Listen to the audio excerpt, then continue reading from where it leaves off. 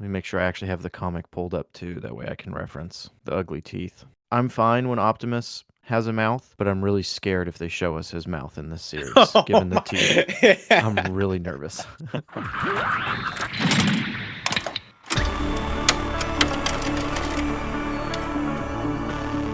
Hello and welcome to Teletraan Tapes, the show where we break down the latest issues of the Transformers Skybound comics and more happenings in the Energon universe. We are your three hosts, the wonderful Swizz Prime, the studious Moonbase 3, and myself, Delta Trion. Guys, how you doing today? Great. Doing really good. Man, you guys are all settled in for the holidays. Christmas is coming up. We're recording this mid-December. Issue 15 of Transformers Skybound just came out a few days ago. You guys have any big plans for Christmas? I am hosting an unboxing event for me and my community, and that's basically my Christmas because me and like family and friends aren't really celebrating this year, so I'm just gonna celebrate with my community on YouTube. And yeah, I bought a very expensive piece of plastic. Uh-oh. My wallet has not recovered yet, but it's all good. So that's what I got planned. Moonbase, you guys got anything big going on for Christmas? We're taking it easy this year. Got my holiday shopping done earlier in the week. So now it's just time to Smart. kick back and just kind of ride it out to the new year. My family's taking it easy too. Thankfully, no big holiday travel. I have friends coming in, but other than that, just hanging around. But let's hop right into what this show is about. Not Christmas, sadly. We're going to be Oh. doing monthly episodes where we cover the newest issues of the Transformers Skybound comics, talking about what happened on the page, where we think the story is heading, and some more items as well. I do want to add in that these episodes are filled with spoilers. We're not holding back on the spoilers. We're going to be talking about the issue that just came out, as well as sometimes the covers and the previews that have been done for the upcoming issues. So if you're not caught up and you haven't read issue 15, this might not be for you. That being said, today we are covering issue number 15. This is where we jump back into what's going on with the Autobots and Decepticons after the massive cliffhanger from issue number 12. So I want to read the solicitation for issue 15 real quick, which says, Soundwave moves to finish the war with the Autobots, and all of Earth will suffer. Meanwhile, Optimus Prime and Wheeljack search for the answers to a mystery that may change everything they knew. So I've done kind of my part so far. I want you guys to just let me know your immediate thoughts when you first read this issue and what's really going on the page. Yeah, for me, I mean, I was talking about it earlier today in the little group chat. I keep going back and reading this just for the art. I mean, it's so colorful. And I believe, yeah, Moonbase, you told me it wasn't Mike Spicer coloring this. I was very surprised. This is some top tier art from Corona. At least for me, I feel like this was peak. So that's something that I took away from this issue was just how much better Corona's art style is getting for this story, and also a wonderful coloring job by Sarah Stern. Yeah, I totally agree. Like it's great to have Corona back. You know, we had that little interlude, if you will, with Jason Howard, which I really enjoyed. The art in this issue is just phenomenal. And yeah, Sarah Stern, that was kind of a surprise to me as well, because I think the issues, the preview or the solicit images of the covers that were posted online, I think they still had Spicer's name on it. Okay. But even like when I started reading it, I kind of like clocked, man, something seems different just in that preview. And then when I got the comic, I saw that Stern's name was on it. Yeah. And it's, you know, I think she does like a really great job. Like it still feels like the Transformers comic that we've been reading, but there's like some subtle differences, or at least I thought there were. I don't know. Did you guys pick up on that at all? It seems like they pop. Like the visuals just pop a lot in this issue. Yeah. Yeah, I would agree with that. I think the colors pop, not that they didn't before. Right. I know I was one that was maybe not upset, but a little on the fence when I heard Daniel Warren Johnson wouldn't be really drawing anymore. Yeah. And then when that switched over, I thought, oh no, this is perfect. And I think this issue, again, not that the previous issues were bad, of course not, but I think this issue is kind of almost for me the culmination and the perfect blend of the new artist and Sarah Stern's work in the coloring, because it's fantastic, and it's really gritty, but it's not, I don't know how to say it, it's not gritty to the point where it's depressing to look at. Right. It's not like overly edgy. Right.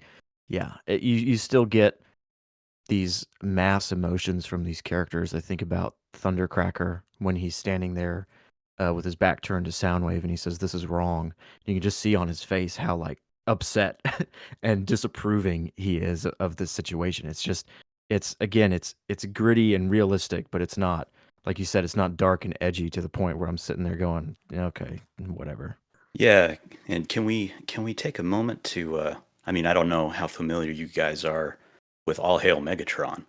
Um, Mm. but there are some similarities here, right? Especially with like the Thundercracker thing. But it's still pretty different and has its own identity in a way Mhm. that, you know, I don't hate All Hail Megatron. I wouldn't say it's my favorite story, but I think that what's happening in this series and in this issue in particular with Thundercracker and the Decepticons, you know, leveling this city, it just kind of resonates with me a little bit more than what they were Mhm. attempting to do with All Hail Megatron. Yeah. Yeah, I would agree. And it's been a long time since I've read All Hail Megatron, and I like in general that Thundercracker's kind of used as that character. And from what I can, from what very little I can remember from that series, I do like what they're doing here with him a lot more. Hmm. You know, he's not just, "Hey, I don't want to be a Decepticon anymore." He's struggling with, this is not the Decepticon uh, world and clan that I think it should be, and I really like that. Yeah. I do think it is being done better than what I can remember from All Hail Megatron. Yeah. I have not read it. So, yeah, I eventually plan to get to it. The IDW reading log is Kind of it's a long. lot. You're going to be digging through that one for a while. Yeah, Yes. it's been a lot, but Yeah. very enjoyable. It's very complicated. Well, what did you guys think of Thundercracker's decision to let these humans essentially live? We kind of got a glimpse of that earlier on the aircraft carrier ship. I don't recall its name. That he kind of is like, "Hey, do we really need to kill these people?" What were your thoughts on the character development of him, not just saying they shouldn't kill these humans, but allowing them to live? I'm a little shocked because well, okay, so I'm shocked but not surprised because didn't he ended up like kill everyone on the ship anyways? Like even when they were escaping, Soundwave didn't he did, I end up I shooting think he them? think. did, yeah. He did it with Soundwave though. So Okay. he's definitely not innocent, but I he did it under Soundwave's orders. I thought he was just I thought he was just kind of standing by watching, but maybe I'm misremembering Okay. how that Mhm. went down. Maybe that's what it was because seeing him just like shoot, you know, or watching and letting it all happen and then now here he's just telling them to go and run.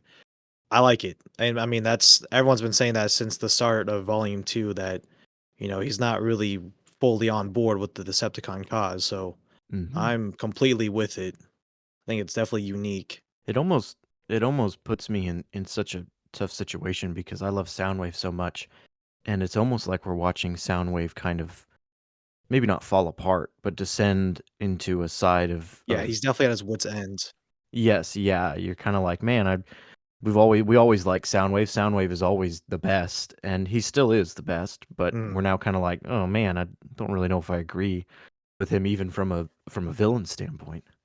Yeah, and you know, it's interesting. Like I kind of wonder how all this would be playing out if Megatron was in the picture. And that was kind of Mm. my my first reaction when Thundercracker spared the humans was would he have done that if Megatron was giving the order? Mm. Um, Yeah. Probably not. but Yeah. I mean, I think it's gonna be interesting to see how Megatron plays into that. From what we've seen him even just a little bit in the Energon Universe special, he allows a Cobra Law scientist to Yeah, live. yep. it's It's true. interesting. Yeah. But That was very shocking to see. I did not expect that.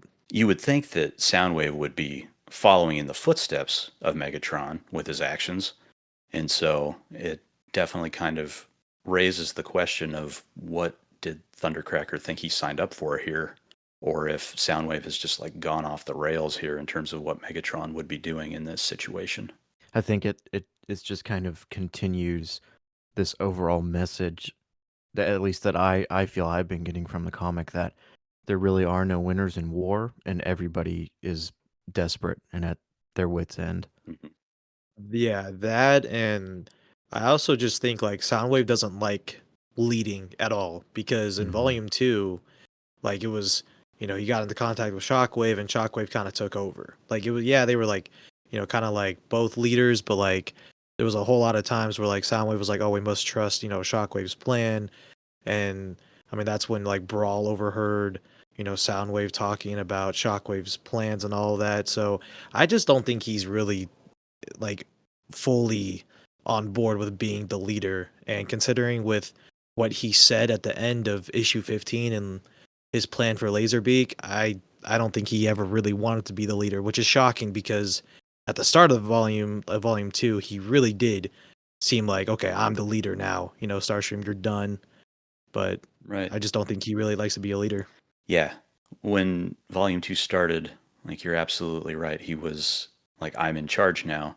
And then he quickly kind of just handed that over to Shockwave and just Yeah. started to go with the flow. Yep.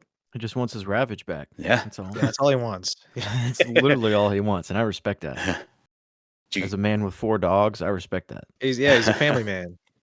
Did you guys notice that when he was talking about their family being complete, no mention of Frenzy? Oh, yeah. That's true. He's the middle child.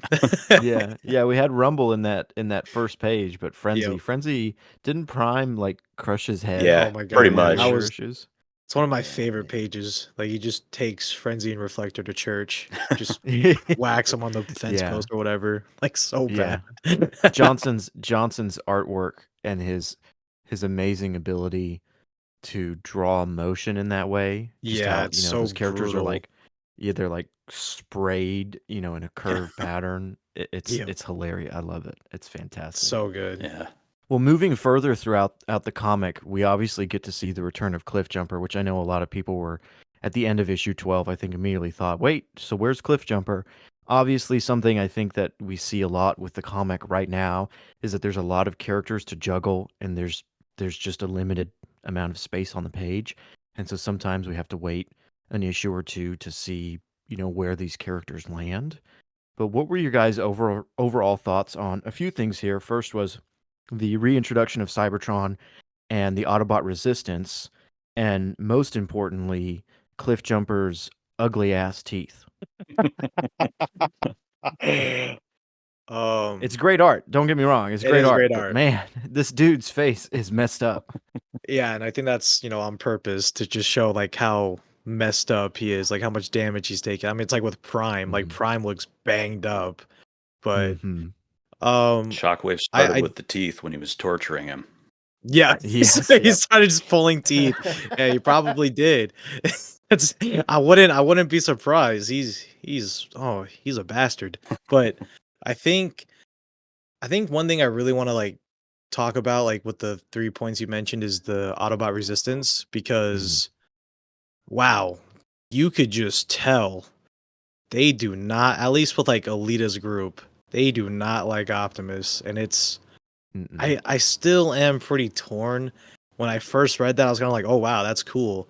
But the more I thought about it, I'm like, man, like why are they trying to like I kind of don't like how they're making Optimus Prime like this bad leader. Like he's just like, oh, how Mhm. dare you? Like just like this Yeah, dad who left for milk, never came it back.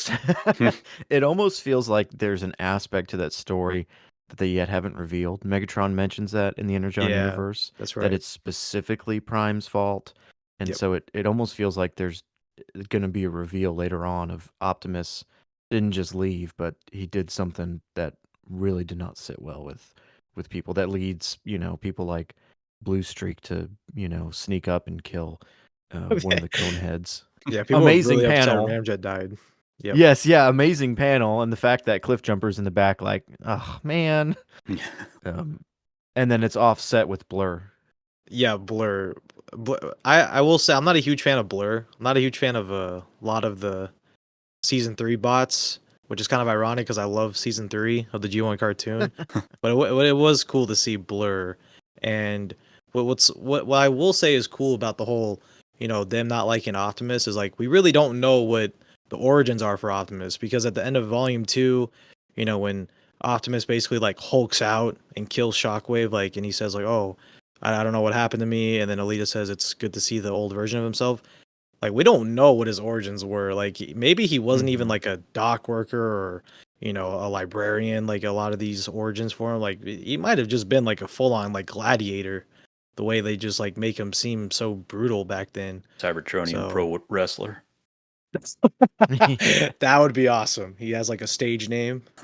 But no, I love the introduction. I agree with you, and I love the introduction of these characters that bring that story in. You know, this kind of different side to the Autobots.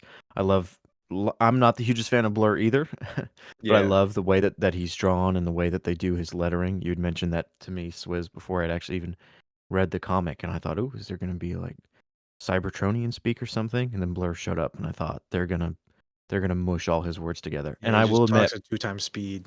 I had to reread the comic like 3 times to correctly understand what he was saying, because I was like, wait, I don't have my glasses on. My eyes cannot figure out where the word starts and where it ends. And after a while, I thought he's just blabbering, whatever. I think that was Warren Johnson's plan. He's like, yes, people have to like reread what Blur's saying because he's talking too fast. I think that was part of his masterful plan. Yes, the Blur effect. It's also awesome to see Warpath. I love seeing Warpath. I don't feel like he doesn't get that much attention anymore. Out of the whole group to survive, I'm really glad he's the one that survived. Yeah, same. So, yep. Yeah. Well, in between those two sections of the Cybertronian side of things, there's actually a lot that happens. Looking back on the comic just from memory, the Cybertronian side is really kind of the smaller aspect when we get back to Optimus and RC talking. And I want to hear your guys' thoughts on those panels of Optimus and RC speaking to each other, specifically that panel where Optimus gives RC a hug and he says that he will never not be proud of her, and what you guys thought of that moment between the two. I loved this section. Yep. The main reason I love it is because it's kind of setting up this contrast for later on in the issue when Optimus loses control again. We kind of get this first like, this is like the Optimus, the one that we know and love. Like, he's the perfect leader, the perfect father figure, you know, what have you. And we're seeing like the compassionate, understanding side of him here.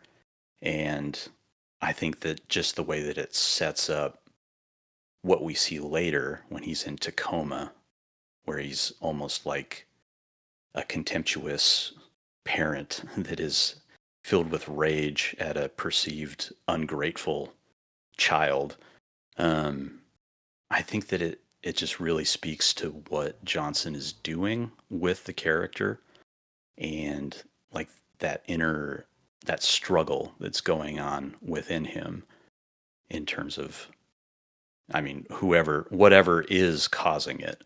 But I guess specifically this panel or this page, yeah, you know, it's peak Optimus. It's the kind of thing that you love to see from this character. And they do a wonderful job. Again, Corona.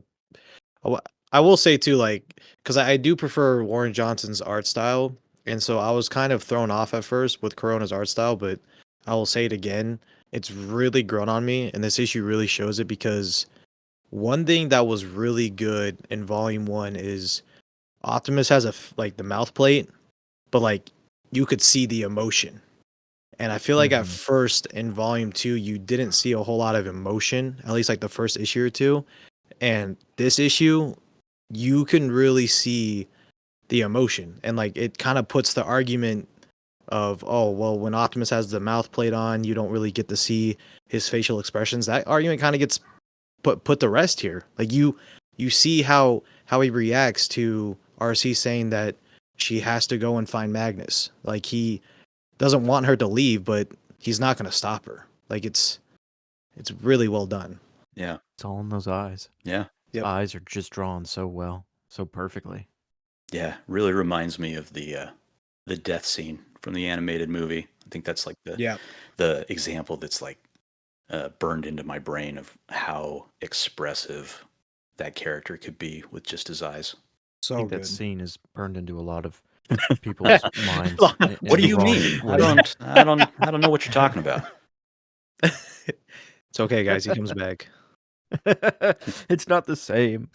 But right after we have that scene, we have the return of Carly and Spike. And before I ask you guys your thoughts on this, I just have to say something that I mentioned earlier was that again, because there's limited space in these comics and there really are a lot of characters, sometimes characters have to kind of be set aside and we'll come back to them later. I will be the first to admit that when issue 12 came out, I was so happy with it, except the fact that I really thought Spike was going to do something and he Yeah. didn't. And so when he showed up in this issue, I was like, let's go. Spike is back. He has one line of dialogue and then he's done. And I was like, man, Spike is just like a nobody now. But that being said, I am happy that it gives way for Optimus and Beachcomber to have a discussion because I read through their discussion and I sat there just staring at that page contemplating, man, I don't I don't really know who to side with because they're both just such great characters. And I want to know what you guys thought about that kind of dilemma that the two have. I would love to know, Moonbase. I would love to know your thoughts on this because I might have like a very different answer. Okay. Well, first off, just to address your thing with Spike Delta, I like to think this is total headcanon, but I like to think that it was Spike that kind of convinced Beachcomber to Mm-hmm. take to a To come back. surfboard and go Yes. help bring Oh, Optimus back down to Earth. Um, oh, that blows my That is a mind. good point. but that's just Maybe I me. was led astray because one of the variant covers for issue 12 is Spike holding a chain gun, and I need to Wait, stop. wait, I really? Yes, and I need to realize that I gotta see this. sometimes the variant covers are just there to show off cool art. Yeah. Often that's the So I case I for need to the get over regular that. covers as well. Yes, yeah, yeah. But anyway, Um, that is a very good point. but anyway, I think I think that you really hit the nail on the head here in terms of both of these characters, like their viewpoints and their ideologies, are presented so well in this issue. You can really, it's really tough to, I think, to pick a side because I really respect Beachcomber's ideals and like what he believes, but at the same time, I'm kind of on Team Optimus because I think that he's right in terms of if they just packed up and left, I don't think I think the Decepticons would just completely destroy Earth. So I just, Mhm. I can't help but feel that while I respect Beachcomber's philosophy and his outlook, I can't help but feel that it's just a little bit flawed. And I don't know if Yeah. short sighted is the right word, but the thing is, I want it to be true. I want Beachcomber to be right, because that sounds a lot better to me. It's like, hey, we're the problem. Let's just leave and then everything will be fine. Yeah. Okay, so I'm glad to know I'm not in the minority then because yeah, I'm like Team Prime all the way. I think Beachcomber's character is fantastic, and I love how they're just how Warren Johnson's taken the whole pacifist route and just really just going with it fully. Because in the cartoon, it was like, yeah, he doesn't want to fight, but like he ends up fighting anyways. I believe in like one of the episodes with like the Golden Lake. So it's a very cool thing that they're just fully embracing, how he's a pacifist. But yeah, I think they made it pretty clear at the beginning, and especially at the beginning of this issue, where Soundwave literally says this planet is a treasure trove. So even if all the Mhm. Autobots packed up, left, and were like, "Hey, we're on this planet now, come fight us," they wouldn't care, and they would suck Earth dry, and then go fight and probably exterminate all the Autobots with all the energy they got from Earth. So I think Beachcomber's in the wrong, and I do think short-sightedness is the right word, because I think he's just thinking very short term. I don't think he's thinking long term on the effects if the Decepticons just got Earth, because it would be a disaster if they just all packed up and left, because it's already a disaster enough that they packed up and left on Cybertron when things got tough with the war, and the Autobots were left on Cybertron. We all saw how that worked out, and who's to say, like, because I recently read this and finished it, so I can bring this up as reference. With infiltration from IDW, that's the whole thing. They go and infiltrate these planets and suck the energy dry. Like, it's just, that's how they do it, man. Like, I don't think they really care where the Autobots are at least for the short term of where they're at. Long term, they just want to dominate, take all the energy and just dominate. Yeah, that's true. I think you're spot on. And to a point that you made earlier about how Johnson is committing to Beachcomber's pacifism, you know, I want to like echo that praise, because he's treating the character and his ideology with respect, and kind of leaving it up to the reader to decide how they feel about it. While at the same time, you know, maybe it's not 100% up to the reader, because I kind of feel like the context of the book is saying like, well, you know, the Decepticons aren't going to stop, but who knows? You know, we don't know where the story's headed.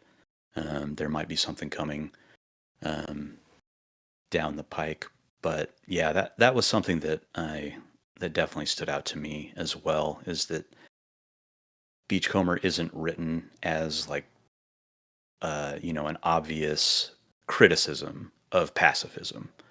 Right. Yeah, and in universe, he is treated with respect as well. Like, that's another, you know, it's another great Optimus Prime kind of dad moment, where he disagrees with Beachcomber and he disagrees with his viewpoint, but he still respects it. Optimus Prime, that would never happen on the internet. Optimus Prime is a gem. Imagine disagreeing with someone and getting along with them. Pretty sure the Crazy. internet would make fun of Optimus Prime for respecting other people's Absolutely. opinions. Like, people just clown on him. 100%. But one thing that I'm glad is not being clowned on in this series, something that an issue I took with the IDW series after many years of it running on, was that it was called Transformers, and I felt like near the latter few years of the IDW comic series, people rightfully clowned on it because they never really transformed. They were just always in robot mode, and so I Oh, was so really? happy to see that there's a good portion of this comic where Wheeljack and Optimus are talking, and they're just in their vehicle modes. Because I'm Yeah. like, wait, they can I forgot they can transform. I did not know that. But I mean, Yes. that makes sense. You know, thinking back, like, yeah, okay, that makes sense. But I think Moonbase can confirm, knowing IDW Yes. even better than I, that they don't transform really. Yeah. Yeah. And you know, like, it was definitely something that didn't really bother me that much, but it was something I noticed, where it's like, man, Mhm. you know, occasionally they would work it in, but sometimes that just kind of felt like, you know, the obligatory, like, throwing the bone. It's like, well, we haven't had him transform in a while. We got to yeah, just remind forced. everybody that they can. But yeah, like, that's Yes. something that I do really appreciate about this series. Some really great panels there. Like, there's that one that's kind of the worm's eye view, looking up at Optimus, right Mhm. before they Oh approach yeah. Tacoma. That's really cool. And like, the transformations themselves are awesome. Like, Johnson was doing this as well, and Corona does it, but um, like, especially on the last page, maybe Johnson did this more than Corona, but you kind of like see them mid transformation. No, Corona did do it. He Mhm. did Yep. it with Astro Train, and you All kind of right. see like all these like panels and, you know, parts that are reconfiguring themselves into the alt mode. I really I like that. It's a little different, like what I usually associate with like the transformations when they were there in IDW, is like you had like kind of like I think it was like 3 images of the character, one in robot mode, one kind of midway point, and then one in the vehicle mode, maybe like some Yeah. motion lines or something, or even just like the robot mode and some motion lines down into the vehicle mode. And so I really like that the transformations in this series are a bit more involved. It's almost like we can see the movement See that that's they're transforming. involved. Yeah. Yeah. Issue 1 did a good job of that when they were, like, coming online with Teletraan, Mm. and, like, you'd see all, like, the bits, latch onto them, and you see that again, I mean, on this page, when they're just looking at, like, what the Decepticons did in Tacoma, you see Optimus transform, and you just see, like, it's almost like, it's like a toy, like, you see the panels, like, fold up, line up, and just kinda just it's really cool because in, like, the original G1 cartoon, it was kinda like blocks, like, it was kinda like a Rubik's cube, like just moving around. In this, it's like there's actual pieces moving, like actually around, and panels flipping in, little bits swapping out. It's really well done. I agree. Well, then moving forward from that moment of them transforming and being in vehicle mode, we of course get to, I think, something that we're all very used to as Transformers fans, to see the Autobots trying to help and the humans really not understanding, which I'm glad they're doing, because when in issue 11, when this piece of Cybertron first shows up on Earth, I kind of sat there and went, wow, we're going like straight into Earth recognizing that aliens exist. We're going right into it. Yeah. And I'm personally fine that we're not spending a lot of time with humans, at least in the Transformers comic, with the humans going, wait, there's Definitely life agree. out there. I know in G.I. Joe I believe they cover it a little bit more. Moonbase, you're definitely the more informed on those comics than I am. Yeah, has there been a lot of moments in the G.I. Joe comic about that, about Cybertron being a real thing? A little bit more so in the Cobra Commander miniseries. Like it was, I don't think it was really present in Scarlet, and it was kind of present in Destro. Duke, it was kind of the driving force. But the funny thing about the GI Joe stuff is that, and I believe that this is true in the first issue of GI Joe as well. I may be wrong, but I think that the characters, with the exception of Cobra Commander, who knows the truth, they're all under the impression that these robots are just advanced weapons that are being created by somebody on Earth. Oh, Gotcha. wow. But Cobra Commander has obviously, he had Megatron captive in Cobra Law. He figured out how to kind of suck memories out of his brain and put them up on a screen. So he knows about Cybertron. He knows a lot more than I think he's shared with the rest of Cobra. I promise you, I am going to read the G.I. Joe comics. I promise. They're good. I'm waiting for the book 1 to come out. They're One they're day. good. They're good. I think even if you're not a GI Joe fan, I think there's a lot to like in there. I think the artwork looks amazing from what I've seen. I really enjoy what I've seen from it. Yeah. So I I liked need Cobra. to catch up. Yeah. I haven't read anything else, but I read Cobra, Cobra and I was like, Commander. wow, this is awesome. Cobra Commander is great. Yeah. Yeah. I was Speaking of shocked. artwork, there's two sections here when Optimus is struggling and wondering why the humans won't let him help him. There's that beautiful spread where Optimus is twisting the tank gun up with his eyes shining. But then right before that, there's also that panel once again of kind of this vision he's having of this, technology and organic melding together that we've been seeing.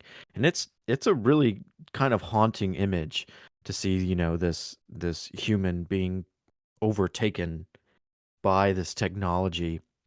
But also something I wanted to point out for us to discuss about is that when Optimus kind of goes into this, whatever it is, this mode of violence, he asks the humans, is hurting things all you're able to do? And that sounds extremely similar to what he says to Shockwave in issue 12 when this happens. And he says something along the lines of, all you do is take away what is good. And it feels like to me Optimus is again reverting into this mode of you are evil, therefore I will take care of you no matter what, even if it's used on the wrong side. What did you guys think of both that moment, that amazing moment of him twisting the barrel of the tank, but also that horrifying image of the human being melded with technology?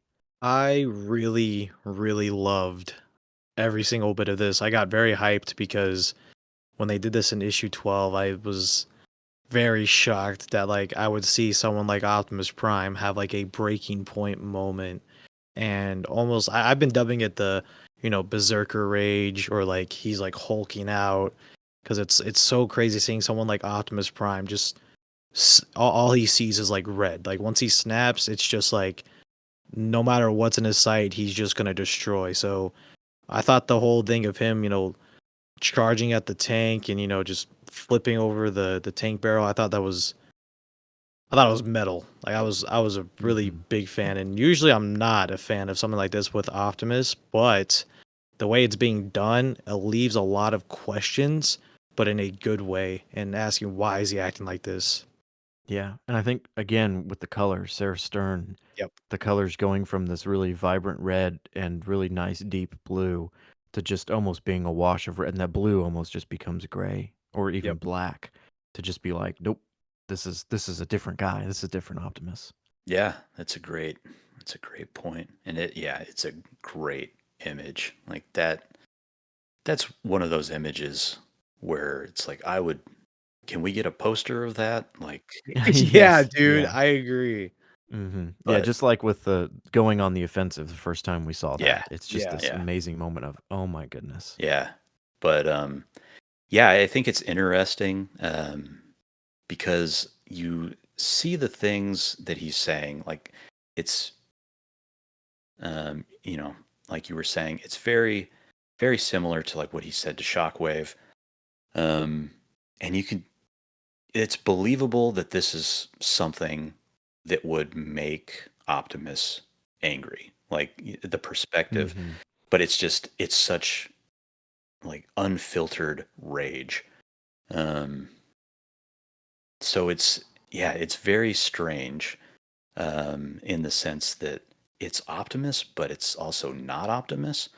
Because it's the kind of thing that would upset him, but the fact that he's getting this upset is just, yeah, it's definitely strange. And the image preceding that you were talking about, Delta, with what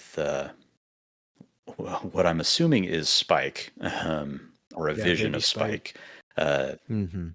kind of in that mess of technology and claws. Um, I'm very curious about like what is going on there, or if it's just supposed to be kind of a visual representation of this this battle between Optimus, where the things that he cherishes and thinks are worth protecting, if it's like this rising like anger, and if that's just like kind of taking over and he's kind of at war with himself. But I mean, the real question is why that is happening and like what is causing that. Um, and I don't know. It's a mystery for sure. So I think it's great in terms of drama, like the conflict. I just think it's great. But yeah, so no complaints. I know it's not very Optimus, but it's also not like it's not the bloodthirsty Optimus that a lot of people Right. criticize from the Bay movies. Like he's clearly Mhm. losing control. Yeah. This is not something that he is intentionally doing. So Yeah, he's having a bad day at work. He's having a very bad He's day. having a really bad day, a bad month yeah. at work. Yeah, I and agree. I mean, a couple pages back, like you kind of see that Warren Johnson's kind of, playing around the idea that it's because of Sparky's sacrifice, and I've said this before. I think them playing the whole idea with how the Matrix works and how it also powers one spark, and the fact that it was like emptied and Sparky's sacrifice. it raises a lot of questions, and them playing it fast and loose with this concept is actually a good thing. At the time, I didn't think it was, but now I feel like it is good that they're kind of playing this whole concept fast and loose because it leaves you asking a lot of questions. I know a lot of people, myself included, have come up with a theory of like, okay, is this Megatron's arm doing this, or is it Sparky's sacrifice? And because a organics, interfering with the Matrix, it's really cool and interesting. And also too, I feel like if Jazz didn't, pull our commander back into reality, I feel like, he probably would have caused a lot more destruction than the Decepticons did. So it's a good thing he pulled him out. Right. Yeah, no, I agree with you. The whole thing with Sparky and the Matrix, there's certainly the page that you're talking about. It definitely seems like they're wanting us to consider that as the cause for sure. Yeah, it could just be a rug pull, like It a could smoke be. screen. It's like, oh nope, it's not that. Like Yeah. every time I see like an explanation for something mysterious, especially with someone like Daniel Warren Johnson, it's I give it a 50-50 chance of Yeah. him messing with us. But yeah, I don't know. I mean, because it is pretty, I remember being like, wow, this kind of just seemed to have come out of nowhere when Sparky walked into the Matrix. But I agree that playing it kind of fast and loose and not, they could have loaded it down with like a lot of explanations or, technobabble or whatever, and we could have had our answers then and there. But I do think that it's leading to more mystery now. And yeah, I mean, Would you say more than meets the eye? You got you. I wouldn't have, but I should have. Fake fan. I don't know. I don't know about that. Were you guys perhaps I totally missed this here as I do and many times when these comics come out. Did you guys get a sense for what Laserbeak's important mission from Soundwave is, or is that being Megatron. obscured for a reason? 100% Yeah, Megatron. it's definitely Megatron. Yep. Okay. I just wanted to make sure because I keep reading through it and I'm like, I know there's something more here, but this panel of Soundwave sending Laserbeak out with the sun behind him or the moon is just so fantastic. Oh, It's it's so so good. beautiful. Yeah, It's such a beautiful page. I'm like, whatever's happening, I don't even know. But okay, that gradient in the sky and the purple mountains. Oh man, it's so beautiful. I was telling Swizz Moonbase earlier that it's so beautiful. I made it my channel art, my YouTube page. I was nice. like, I just have to. There's no way I cannot do that.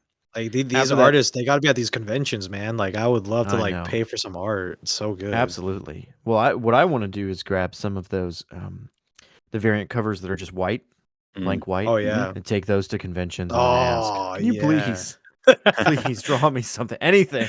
I'll take it. Well, right following after that scene is what we talked about earlier about Cliffjumper back on Cybertron, kind of seeing this maybe not this new reality, but this reality that he's really not wanting to take part in. We see the return of the internet's favorite character, Alita, who everybody loves in this comic, and there is no controversies. bad discussion. Yeah. Yeah, no flack. Everybody's like, Alita's great. All Love of her her to death, choices, love her are the choices. right ones. Yeah, absolutely. Yeah, I don't think we even need to discuss that at all. Man, I hate so overdone for her. I'll die on that hill. I will die on that hill. It's so overdone. yeah. No, I agree. I- I mean, I think obviously, I find her actions to be reprehensible, understandable, but Yes. reprehensible. Yep. Mhm, But I mean, that's part of what makes her such a great character. And mhm. I think it's more important for her to be a great character than to be a likable character, in my opinion.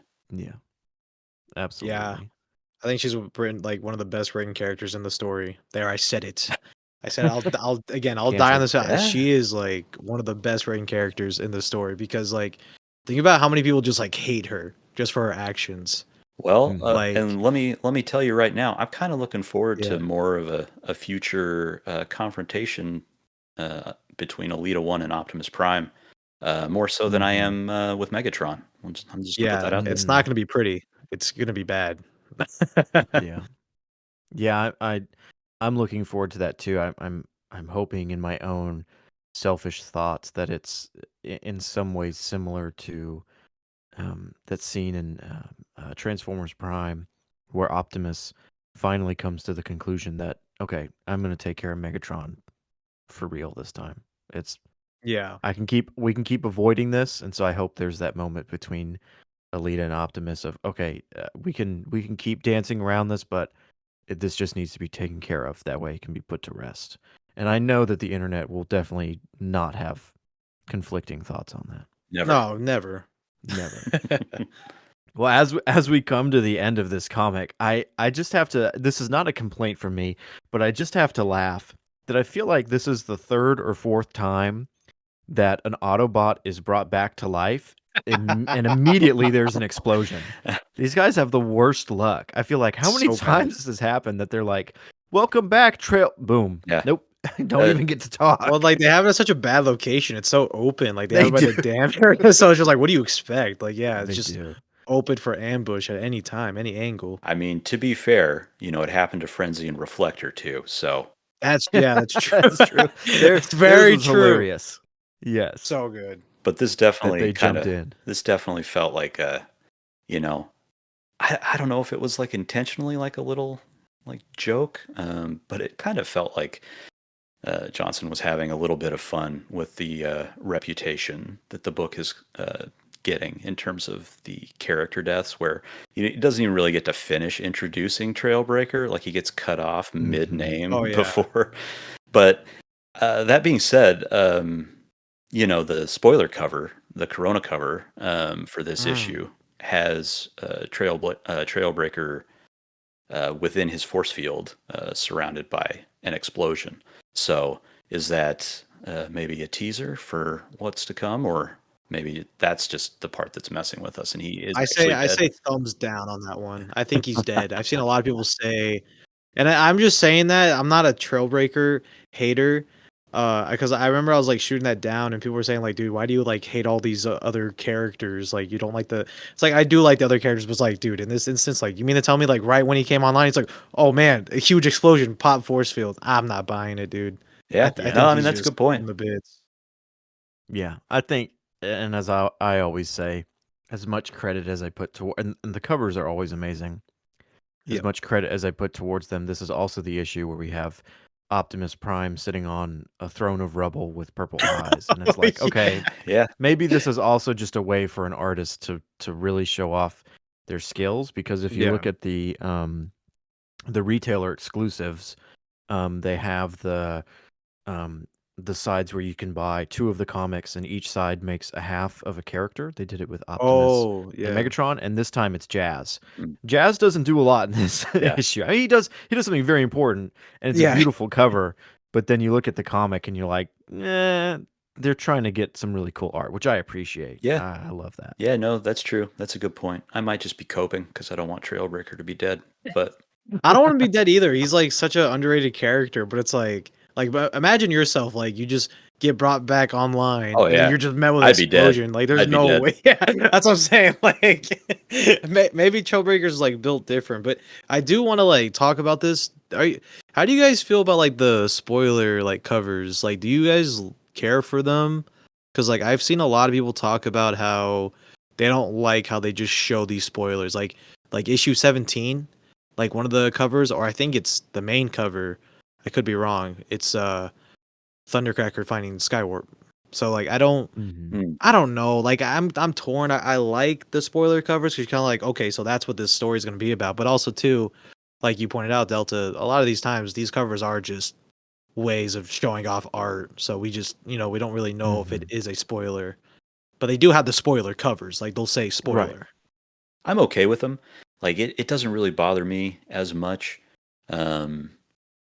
And I like that the Thundercracker Skywarp one is that's an interesting one. I think that's the main cover Yeah, I think for it is the a issue. makeover. But like that's an interesting one because it's kind of a spoiler, but it's also kind of like, I know from like the Yeah, you knew it was gonna comments. happen. Yeah, you knew it was going to happen, but I also know from the comments like this is something that people have been like waiting for. Like they Yeah. really want this moment, and so to like put that on the cover, I think is kind of like a good thing, kind of to get people pumped up or whatever. Yeah, it But keeps the engagement going. but you know, um, because there's a spoiler cover uh, next issue, which I think maybe you mentioned this in our chat earlier, Swizz, but with Megatron, um, Yes. and it's a great cover, but it does. I will admit it does kind of kill a little of the mystique if they are to be believed, because it's like, well, if this happens, my mind was kind of like spinning out with like theories where it's like, wow, wait, where down the line might we see Laserbeak again? Um, and judging by that spoiler cover, it's like, well, potentially next issue. Um, Yeah. but that's assuming that the cover is accurate, which, as Delta has pointed out, is not always the case. So, Yeah, I think at this point, and this may just because we are in this space so often and we make content on the comics, and so we're probably consuming a lot more than maybe the average reader, that perhaps there is a sense of the covers don't always match up, and so what you Yep. see in the cover may not work. I mean, there's some great covers of like Optimus Prime sitting on top of Blaster for issue 11. Great art, doesn't happen, or I think it's issue 16 actually that's coming up, has a variant cover, and Optimus is drawn in a style that looks a lot like his Robots in Disguise from I think it's 2001 design. Probably not going to get that Wait, design. I'll are you send it to you. serious? I have not. Yeah, Yeah, you got. I'll I send it to love that show. I love that design. So that's. Um, I might and have to so I buy think that. I think for the most part, other than that main cover, at least from my perspective, I don't ever put too much story credibility to them. yeah. But again, that's coming from guys like us who are reading everything we can on the comic and looking into it. So Yeah. I don't know. I'm kind of in between, torn in the middle between all that. But Yeah. wasn't Like. there like Yeah. issue 11 or 12 where it had the Corona cover was like a close up of Cliffjumper's busted grill, and Yeah, we did see his teeth in that issue, I believe. yeah. So That is actually the most accurate cover. Is I think it's issue 12. Yeah, is his busted teeth. You're right, man. Well, I remember issue 11. The cover was Optimus choking down Shockwave, and I Mhm. remember like when issue 12 came out and I read, I'm like, wow, issue 11 really just spoiled it. Like if you really think about it, like yeah, that's a good that point. cover literally just spoiled it. And I mean, you make a good point, Delta. Like in the lens of like of a creator, it doesn't bother me, but in the lens of someone who's like looks forward to reading this every month, just being a Transformers fan, a comic fan, it does kind of muddy the water because you're just kind of like, oh man, that's a huge spoiler. But it does Mhm. keep the engagement going, and I do my best. The covers don't really bother me overall, but I do try my best to avoid the descriptions for each issue because issue 16's description is so vague, and you're just kind of like, Mhm. okay, so is the big bad himself gonna appear next issue? Because it literally says Autobots versus Decepticons versus exclamation mark. Like Yeah. you're kind of like, okay, like something big is gonna happen next issue. It's gonna be the Teenage Mutant Ninja Turtles, obviously. Oh my god, you're right. Clearly. Yeah, they're crossing over with the IDW comic publishers. I think have Skybound gives a call to Team Interior. IDW. Well, I think as we kind of round out this episode, I think that this issue also has one of the funniest panels ever, and that is uh, this amazing art piece of Starscream coming out of this explosion with the Combaticons behind him, saying finally, and you're like, oh my goodness, this is it. and then the very next panel is him literally driving right past Optimus Prime. And it took me a moment. I was like, wait, I'm not understanding what's going on here. I didn't catch that at first either. Yeah. I was so confused. My brain is not understanding this. I'm reading it. I'm looking at it wrong. And I just looked at it and I realized Starscream is just scooting on by. And I like to imagine this is a pretty high-tech vehicle. I like to imagine that maybe he's driving a little slow. He just scoots by Optimus. I mean, he's on treads. Wait, what? Yeah, he's on Yes. treads. Yes. But it's just so funny because it's bookended by this amazing cover, this amazing piece of him coming out of this explosion, and then the next panel is this beautiful spread with all the Decepticons, and just in the middle is him driving past Prime. Yep. So good. Optimus was just as confused as you were, Delta. yes, yeah. I was sitting there going like, wait a second, what the hell's going He on? literally looks like, what? Oh yeah, but that last page and that spread right before it of Soundwave and his team and Starscream and his team finally facing off, and then Bruticus showing up. That I last think page, oof, so good, so fantastic. I think that is good enough to be a cover on its own. Yeah, I agree. Yeah. I think that it's such a wonderful way to round out this issue. And it, this comic continues to just keep up the pace. Anytime there's a little bit of a slowdown to think about something, it's like, we got to get back to the action. We got to get right back to it. And we also got to get back to Starscream, slowly driving right past. Yeah, it is. That whole, scene is amazing and funny, but I do love how in the, panel after it, I didn't actually catch this at first when I was reading it, because I was just like, oh my god, there's so much stuff going on. Like, I'm on dopamine overdrive because I'm just like, this is really happening. Like, we are getting Starscream's brigade. Like, this is really all happening. But I didn't catch that Onslaught was like, yeah, man, thanks for, like, you've united us, you healed us before you healed yourself. That's really interesting. And I really truly believe, Onslaught saying that as a good thing for Starscream. I actually believe, like, I just think it was impossible for Starscream to heal himself, at least like right now in this moment. So I think Starscream's just like, yeah, we'll heal Brawl first. Don't worry, guys. I know I'm just such a nice leader. I'm just so caring that we'll heal your brother for. Yeah, it's such a Starscream move. Like the Combaticons believe that Starscream did that, because he's just so caring. But no, it's really just because Starscream just, yeah, no, I can't really fix myself right now. Yeah, I mean, what's more useful, a pair of legs or Bruticus?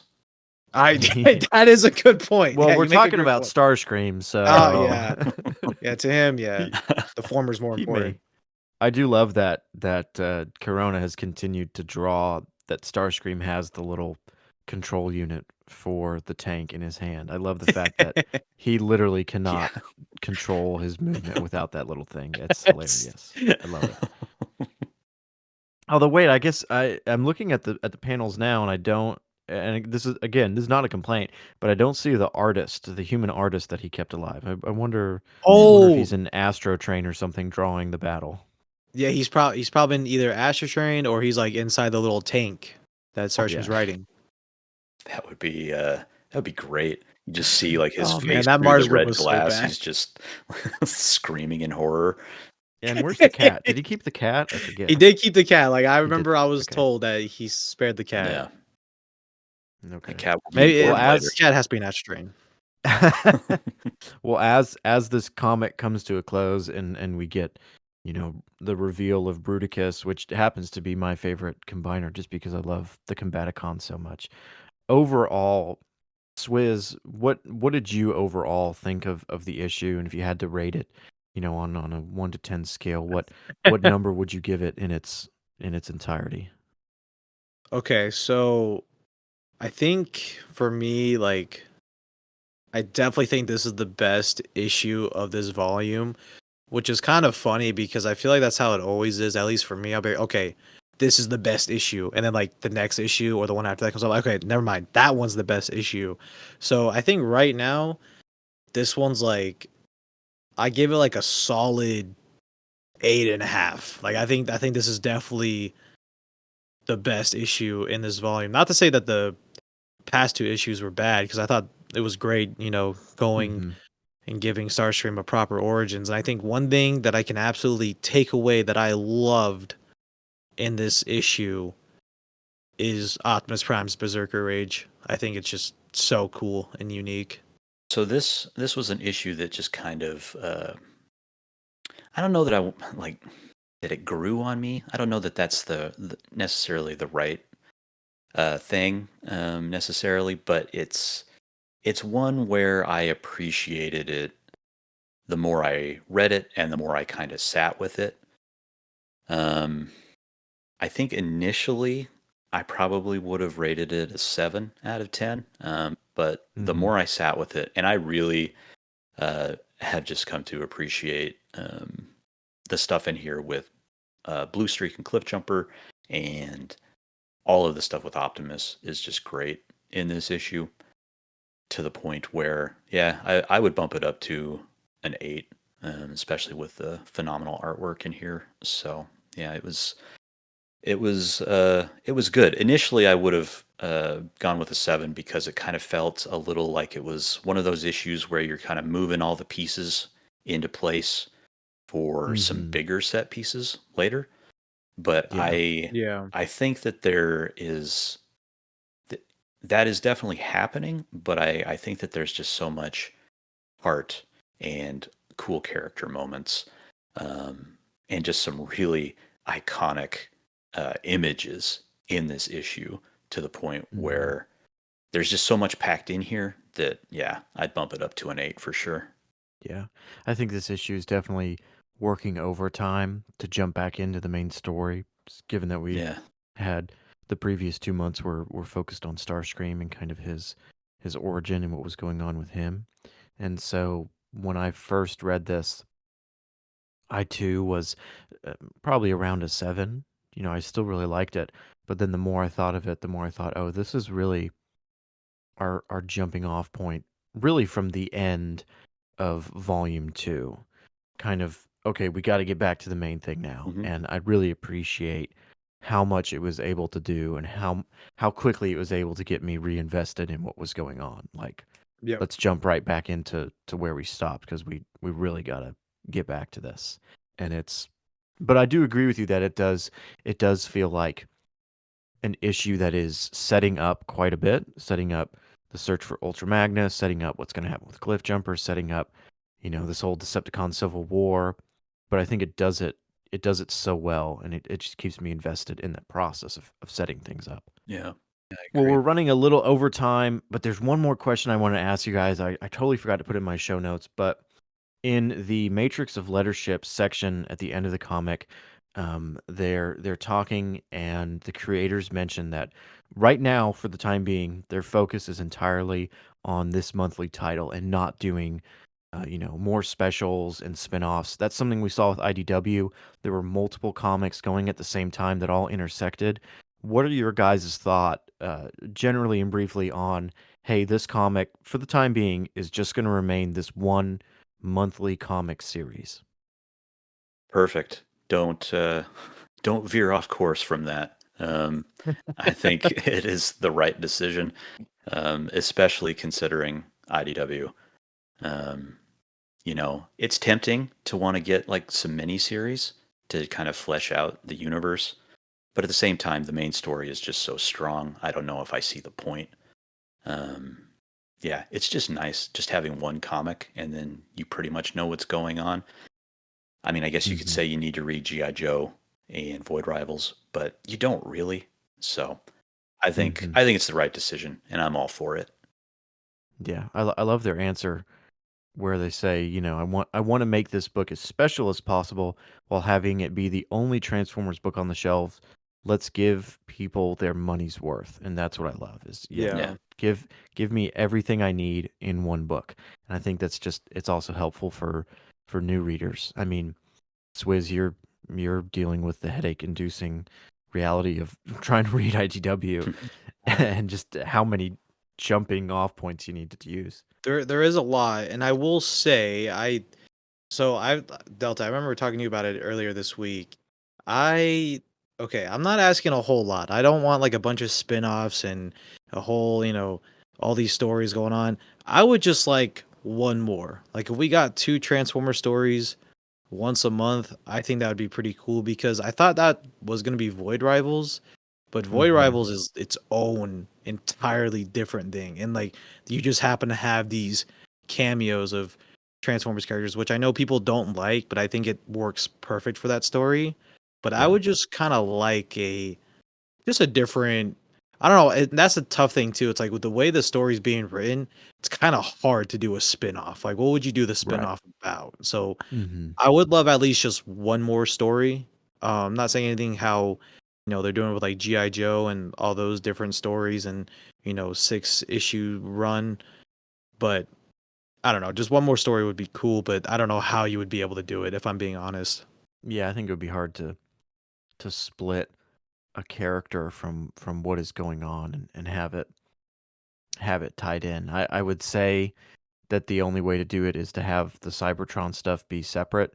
Yeah. That being said, I don't think the Cybertron, at least right now, that the Cybertron kind of side story works wholly disconnected from what's going on Earth. Because then you No. have to think about the people who are only going to read Cybertron, and it's going to be Yep. like, why do they not like Optimus? This isn't, there's Yeah. none of that parallel between, man, we hate Optimus, and then Optimus is the greatest dad you could ever ask for. Right. And the stories would be very like short. I feel like there's just not enough gas to continue a story like that, especially like if they were to do like the whole hunt for the Magnus. It's like, is that really worth like a 4-issue story? No, it'd be Yeah. probably not even worth a 2-issue story of them looking for Magnus. It's just not a whole lot of story to be driven other than what we have right now monthly.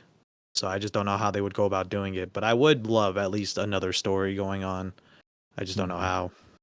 Yeah. Yeah. I agree. I would want to push back on the thing about Void Rivals not being a Transformers comic, but I know that we're out of time, so I'll let that go for Next now. time. We're going to have another episode where we just argue about Void Rivals, because I think we all have differing opinions, which is great. Well, guys, thanks so much for catching the first episode of the show. We're really excited. We've been planning it for quite a while, going back and forth. Where should we start? Should we try and cover every issue that we have not covered in the past? Guys, I'm really glad we didn't do that, because that would have been a lot of work. That would have been a lot. That would have been a lot of work to go back and reread through all those. And man, what happened in this? I don't know if I have anything else to say, because it's been out for a while. Right. But it's been Yeah. great to get together with you guys. I believe our plans are to pretty much record episodes pretty closely after new issues come out, and so you should be able to see a new episode here on this channel that's just dedicated to Teletraan Tapes. Guys, thanks so much for watching. Let us know what you think in the comments, what you think, if there's, hey, this would be a cool segment, or hey, you guys are definitely missing an aspect here or there. If you disagree with us about Alita, just go ahead and unsubscribe. No, just send them my way. Send them my way. I'll take care of them. Go to Swizz and go. He's got some shorts that are dedicated for you, Alita fans, haters, whoever you are, and all of that. Thanks again, everybody, for watching. Check out all of our channels separately. We all make great content. Swizz and Moonbase making fantastic stuff about Transformers Energon universe and all the other comics out there. Thanks, guys, for watching. Thanks. Bye.